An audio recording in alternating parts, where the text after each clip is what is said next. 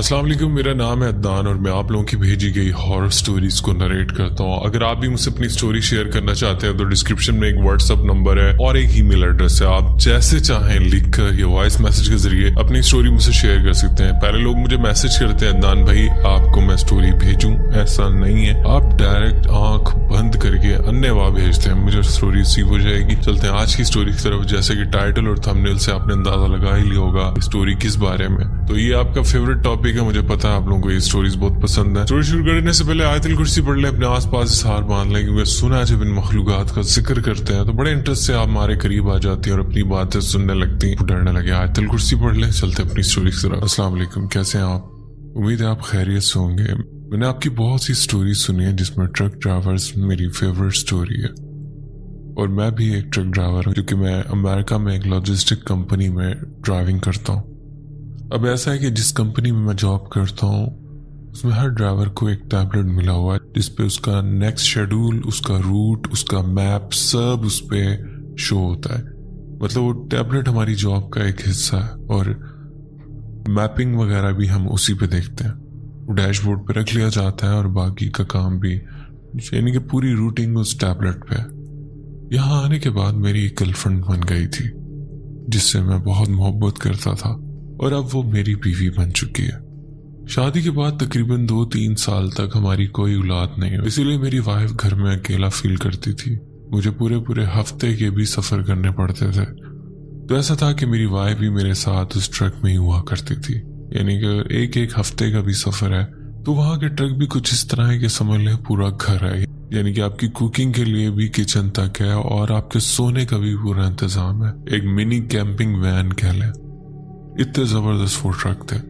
तो मेरी वाइफ भी मेरे साथ ही मेरे काम पे हुआ करती थी। मैं अपनी जॉब को काफी एंजॉय कर रहा था। इससे पहले मैंने कई ऐसी जगहों पर ट्रक चलाया जैसे कि बर्फबारी, वीरान इलाके और रात के टाइम ऐसी जगहों पर जहां ना बंदा ना बंदे की जात। लेकिन मेरी ऐसी जर्नी में एक वाकया पेश आया और तब मेरी वाइफ भी मेरे साथ थी, जो बहुत ही ज्यादा खौफनाक था। मुझे 15 साल हो गए ट्रक चलाते हुए। मैं कांसास से डेलास जा रहा था। नेशनल व्हील के करीब एक रेस्ट हाउस आता है जो कि पहाड़ों के दरमियान था। मुसलसल 9 घंटे ट्रक चलाने के बाद मेरी हालत बहुत खराब हो चुकी थी। मैंने उस रेस्ट एरिया में ट्रक रोका जहां पर मुश्किल से 2-3 ट्रक और खड़े हुए थे। मैंने उस रेस्ट एरिया में ट्रक रोका। अब रात हो चुकी थी और वो रेस्ट एरिया बहुत ही वीरान था। कभी इत्तेफाक नहीं हुआ था इस रेस्ट एरिया में इससे पहले कभी रुकने का, और वो रात भी बहुत सर्द थी, बर्फबारी हो रही थी। मैंने ट्रक उस रेस्ट एरिया की पार्किंग में रोक लिया, ट्रक का इंजन बंद कर दिया और फिर कुछ खाने के लिए मैं सामने रेस्ट एरिया में गया जहाँ एक छोटा सा रेस्टोरेंट था। जो मेरी वाइफ जो कि सो रही थी उसको जगा के गया कि मैं कुछ खाने के लिए लेकर आता हूँ। हालांकि हमारे पास खाने में हर चीज मौजूद थी लेकिन वो टीम पैकिंग में थी। कभी कभी हम किसी रेस्ट एरिया के रेस्टोरेंट से कुछ ना कुछ ले लिया करते थे, पर ये बहुत अजीब था, ऐसे सुनसान पड़ा हुआ था। मैं अंदर गया तो एक ज़ईफ शख्स पूरे रेस्टोरेंट में एक टेबल पर बैठा कुछ खा रहा था। वो एक अजीब सा खाना खा रहा था जो देखने में ही टेस्टलेस लग रहा था। और वहीं पर रेस्टोरेंट में एक लेडी थी, पूरा रेस्टोरेंट खाली था। उस लेडी से कुछ खाने का कहा जिसपे उसने मुझे 10 मिनट का टाइम दिया कि 10 मिनट में खाना रेडी हो जाएगा।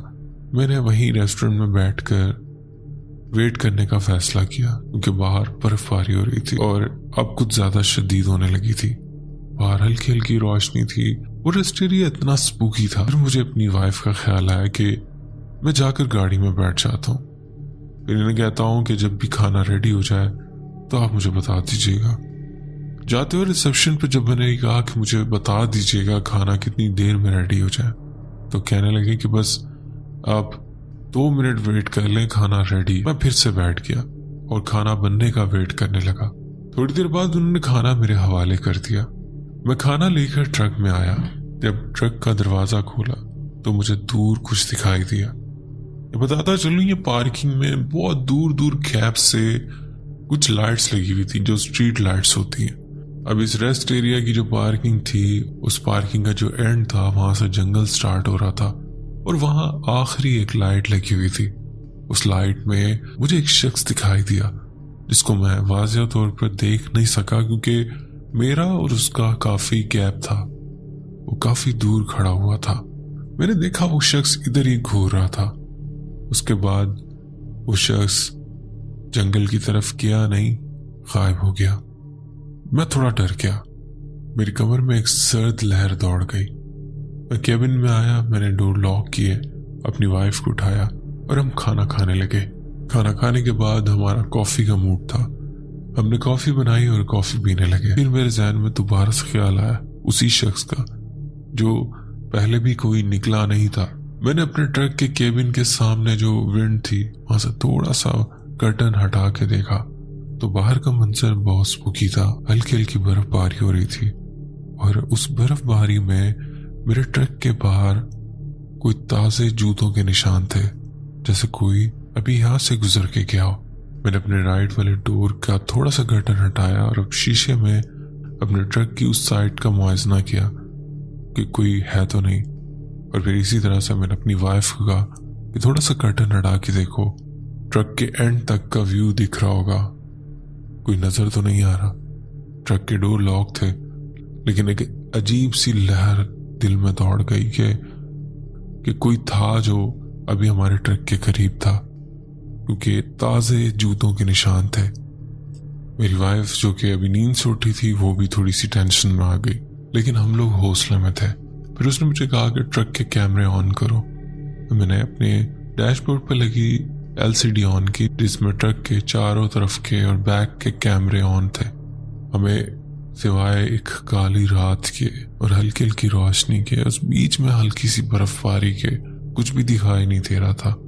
फिर मेरी वाइफ ने कहा कि थोड़ा सा रिवाइंड करके देखो कि जो पाँव के निशान गुजरे हैं यहाँ जरूर कोई आसपास था। उसके बाद मैंने कैमरे रिवाइंड किए और 10 से 15 मिनट पहले की रिकॉर्डिंग चेक की। उसमें जब मैं ट्रक से उतर के उस रेस्टोरेंट में गया था, उसके बाद एक शख्स जो कि मेरे ट्रक के पास आया था, उसने ड्राइविंग के साथ वाला जो डोर था वहां से फुटरेस्ट पे खड़े होके उस शीशे से अंदर को झांका था। ज़ाहिर वो मेरी वाइफ को सोते हुए देख रहा था और वो बहुत ही अजीब शख्स था। उसका चेहरा नजर नहीं आ रहा था। वो बहुत अजीब तरीके से काफी देर खड़े उस शीशे से मेरी वाइफ को झांकता रहा। और उसके बाद मैं दूसरे कैमरे के विजन में नजर आने लगा जब मैं रेस्टोरेंट से वापस ट्रक की तरफ आ रहा था।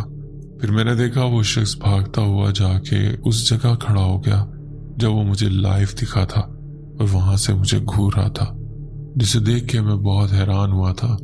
जो ट्रक के किनारे दूर एक स्ट्रीट लाइट के नीचे मुझे खड़े घूर रहा था। तो हम लोग बहुत ज्यादा परेशान हो गए। थकावट की वजह से आगे ट्रक चलाना मुझे अलाउ नहीं था, क्योंकि सिस्टम ऐसा था कि अगर मैं 9 घंटे से ऊपर ट्रक चलाता तो मेरा लाइसेंस कैंसिल हो सकता था या मुझे कोई पेनल्टी लग सकती थी। तो इसीलिए मैं ट्रक आगे नहीं चला सकता था। हमें रात वहीं पर गुजारनी थी। लेकिन दूसरा ऑप्शन था कि हम पुलिस को कॉल करते, लेकिन थकावट से बहुत बुरा हाल था और मैंने उसे इग्नोर ही करने का फैसला किया कि अगर अल्लाह ना करे इससे ज्यादा कोई बात होती है तो हम पुलिस को इन्फॉर्म करेंगे। लेकिन कभी कभी लाइफ में कुछ चीजें इंसान को पहले आके वार्न करती हैं कि अभी से अलर्ट हो जाओ, आगे इससे और भी कुछ बुरा हो सकता है। कुछ सिग्नल्स होते हैं जो इंसान को लाजमी मिलते हैं, लेकिन सिर्फ समझने वाला हो तो, लेकिन वो आगे जाके कोई बड़ा इंसिडेंट बन सकते हैं। तो खैर ये एक सिग्नल था मेरे लिए, लेकिन मैंने इसे इग्नोर कर दिया। खैर थकावट से बहुत बुरी हालत थी। कॉफी वगैरह पी लेने के बाद मैंने आराम का फैसला किया। मैं पीछे स्लीपिंग बैग में लेट गया।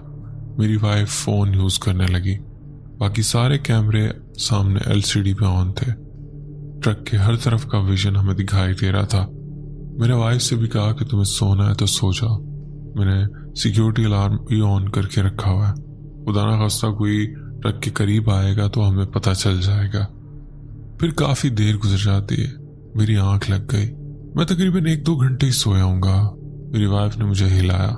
मुझे कहने लगी कि मुझे वॉशरूम जाना है, तो मेरे साथ चलो। मैंने हिम्मत की, मैं उठा और उसके साथ चलने लगा। पहले मैंने LCD पे देखा, चारों तरफ के कैमरे का जायजा लिया, ट्रक के फ्रंट और साइड से चारों तरफ देखा और उसके बाद हम ट्रक से नीचे उतरे।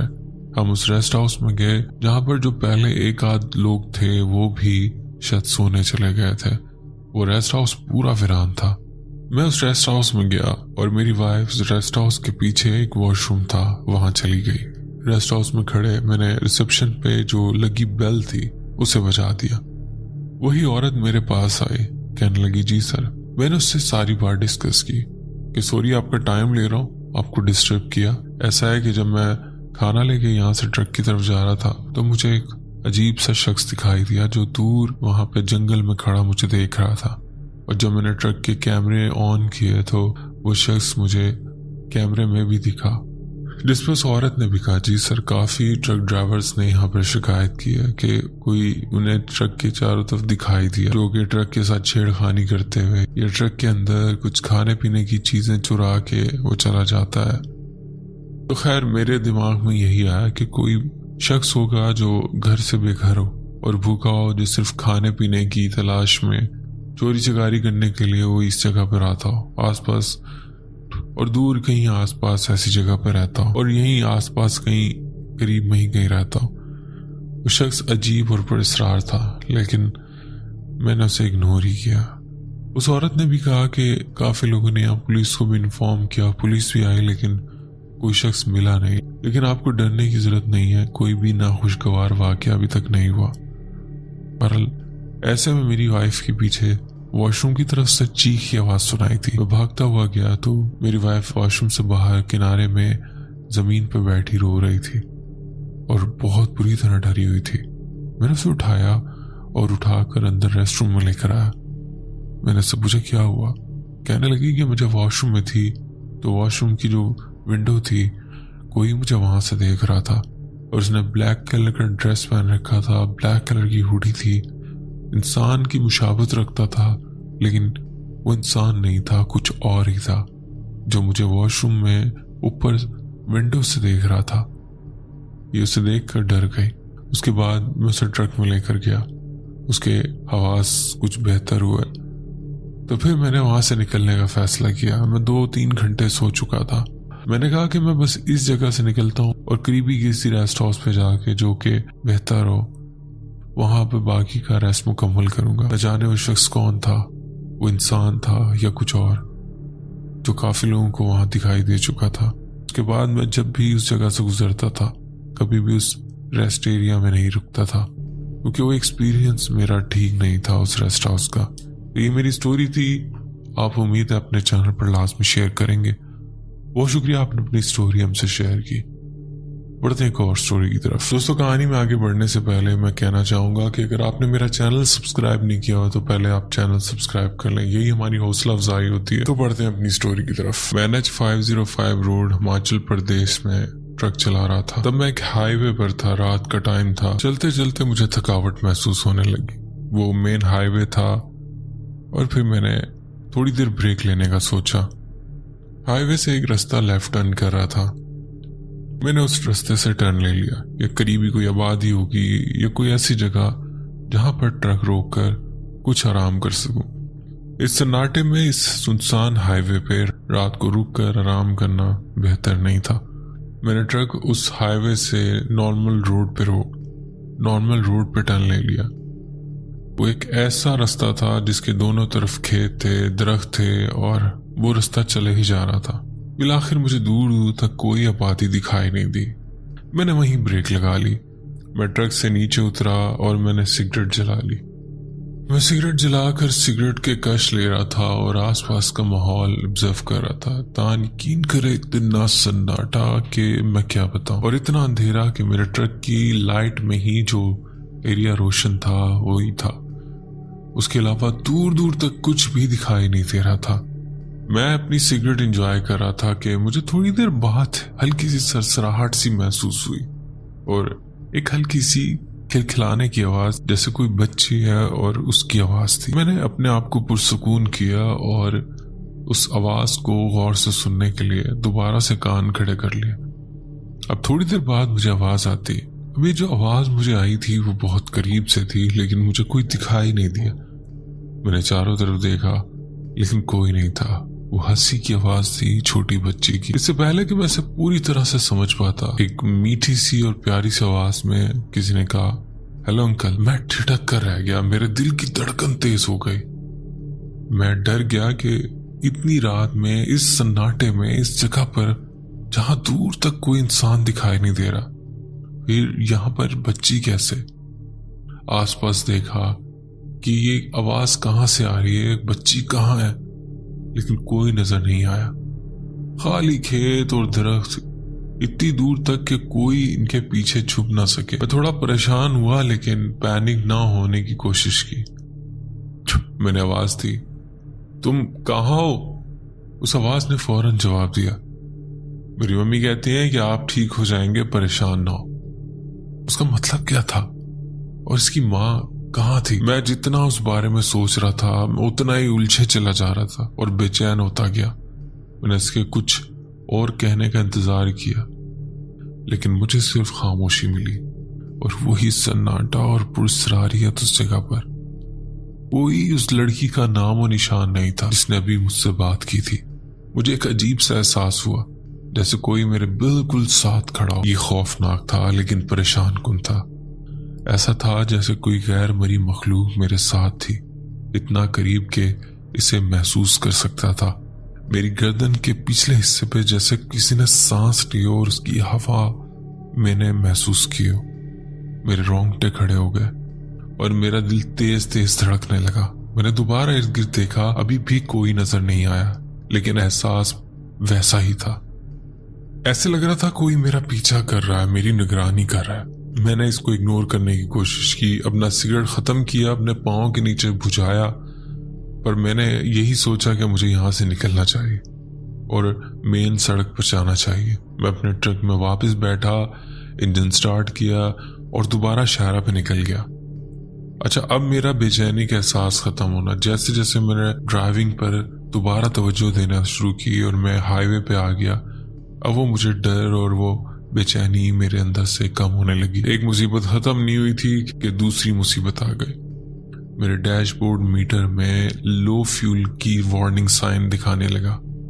مجھے خود پہ بہت غصہ آیا, حالانکہ میں نے اس سے پہلے ٹھان رکھی تھی کہ اب جو سٹاپ آئے گا میں وہاں سے فیول بھروں گا, اور وہ سٹاپ پیچھے نکل چکا تھا. سوئی ریڈ کے نشان پہ تھی اور مجھے معلوم تھا کہ میں زیادہ دور نہیں جا پاؤں گا بغیر فیول کے. اب میلوں کا سفر مجھے بہت مشکل لگنے لگا کیونکہ سوئی جیسے جیسے ٹرک چلتا رہا سوئی نیچے گرنے لگی. انجن ہچکیاں لینے لگا اور مجھے اپنے سینے میں گھبراہٹ محسوس ہونے لگی. لیکن جب میں مایوس ہونے ہی والا تھا تو دور مجھے ایک ٹرک سٹاپ کی لائٹ نظر آئی. میں نے سکون کا سانس لیا, اپنے ٹرک کو فیول پمپ کی طرف بڑھایا. انجن نے ہچکولے لینا شروع کر دیے. بس میں کیسے بھی کرتا ہوا اس فیول لائن میں پہنچ گیا. میں اپنے سانسوں کو قابو کرنے کی کوشش کر رہا تھا کیونکہ میں بال بچ گیا تھا. کسی ویران جگہ پر ٹرک بند ہو جاتا, فیول ختم ہو جاتا اور پھر وہاں سے اور پھر میرے لیے بہت لمبی خواری تھی. اور پھر ایسی سچویشن میں جب میں بہت تھک چکا تھا میں ٹرک سے باہر نکلا. میں نے فیول مکمل طور پہ بھرا اور پھر فیول بھرنے کے بعد میں اسی ٹرک سٹاپ پہ ایک کونے میں جا کر ٹرک روک کر وہاں سونے کے لیے لیٹ گیا. وہ بھی سنسان ٹرک سٹاپ تھا. پھر مجھے اپنے ٹرک کے قریب سے ایک آواز سنائی تھی, بالکل وہی آواز, وہی بچی کی آواز. دماغ ایک دم سے شاکڈ ہو گیا کہ وہی بچی کی آواز. اتنا سفر کرنے کے باوجود میں تو کسی اور لوکیشن پر ہوں, ابھی بھی وہ آواز آ رہی ہے. یہ واقعی میں بہت خوفناک تھا. دن میں یقین کرے جب میں نے ٹرک کے باہر اس ویران جگہ پہ دیکھا جو اس ٹرک سٹاپ سے ایک الگ جگہ تھی, جہاں پر اس ٹرک سٹاپ کی جو روشنی تھی مدھم پڑ رہی تھی. وہاں ایک بچی کھڑی تھی اور ہنسے جا رہی تھی کیونکہ میں اب لوکیشن چینج کر چکا تھا. وہی بچی جس کی آواز مجھے ادھر پیچھے ویرانے میں آ رہی تھی, اب وہ یہاں تک کیسے پہنچ سکتی ہے؟ دماغ نے پوری طرح ہلا کے رکھ دیا. اور وہ ہنس رہی ہے اور اونچی آواز میں کہہ رہی ہے میری مما کہتی ہیں آپ ٹھیک ہو جائیں گے, پریشان نہ ہو. میرے خدا, اس کا کیا مطلب تھا؟ میرے ساتھ کوئی ایسی بات نہیں تھی اور مجھے اس بات کا کوئی مطلب سمجھ نہیں آ رہا تھا. میں نے گاڑی کو دوبارہ سلف دیا اور میں نے وہاں سے نکلنے کی اور پھر میں ایک آبادی والی جگہ پر ہی آ کر رکا اور میں نے پراپر اپنی نیند پوری کی. तो ये मेरा वाकया था, उम्मीद है आपको पसंद आएगा। बहुत शुक्रिया आपने अपनी स्टोरी हमसे शेयर की। बढ़ते हैं एक और स्टोरी की तरफ। मेरा नाम गुलाम शबीर मुगल है। मैं आपका पुराना सब्सक्राइबर हूँ और फैन भी हूँ। मेरा आबाई इलाका जिला चकवाल का गांव धनेन कुमार है। मैं 32 साल से स्पाइनल इंजरी की वजह से बेड पर हूँ। मैं पाक आर्मी में था। 11 जनवरी 1993 को डेंडी कोतल के मकाम पर एक हादसा हुआ था। उस वक्त मेरी उम्र 26 साल और 26 दिन थी। आजकल रावलपिंडी में बड़े भाई मिस्री खान के पास हूँ। भतीजा और इसकी बीवी बच्चे मेरी बहुत खिदमत करते हैं, किसी किस्म की शिकायत का मौका नहीं देते। अल्लाह उन पर सदा अपना कर्म करे, आमीन। मैंने इससे पहले जितनी भी कहानियां आपको भेजी हैं, आपने एक के अलावा सब अपने फैमिली से शेयर किए। आपका बहुत बहुत शुक्रिया। अल्लाह पाक आपको और आपके वालिदैन को सलामती नसीब करे और आपको कामयाबियां नसीब करे, आमीन। ये वाकया हमें हमारी अम्मी जान मरहुमा ने सुनाया था, जो मेरे बड़े भाई अमीर खान साहब के साथ पेश आया जब वो 17-18 साल के थे और बड़े भाई मिस्री खान साहब से छोटे हैं। ये कहानी अब मेरी जुबानी। आजकल भाई उमर खान गांव में ही है। वो बचपन से चचा जान के पास रहे, क्योंकि हमारे चचा चची के यहाँ औलाद ना थी। चचा नवाज और चची अब इस दुनिया में नहीं है।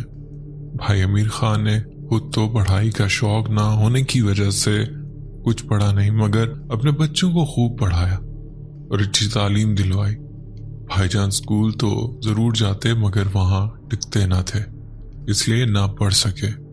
अब कहानी की तरफ चलते हैं। हमारे चचा जान खेती बाड़ी करते थे। उनके पास काफी माल मवेशी थे और अल्लाह के फजल से बहुत खुशहाल थे।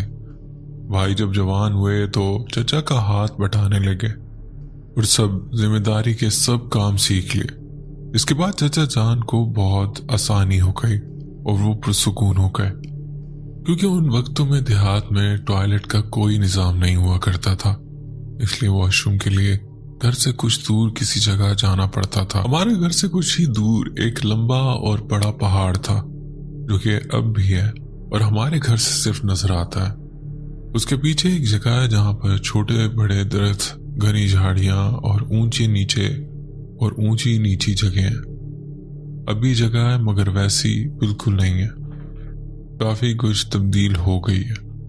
हमको वॉशरूम के लिए वहीं जाना होता था। अम्मी जान ने बताया कि भाई एक रोज दोपहर को जब वॉशरूम के लिए गया और वापस आया तो उनकी हालत कुछ अजीब ही थी। आंखें सुर्ख थीं, सबको घूर घूर कर देख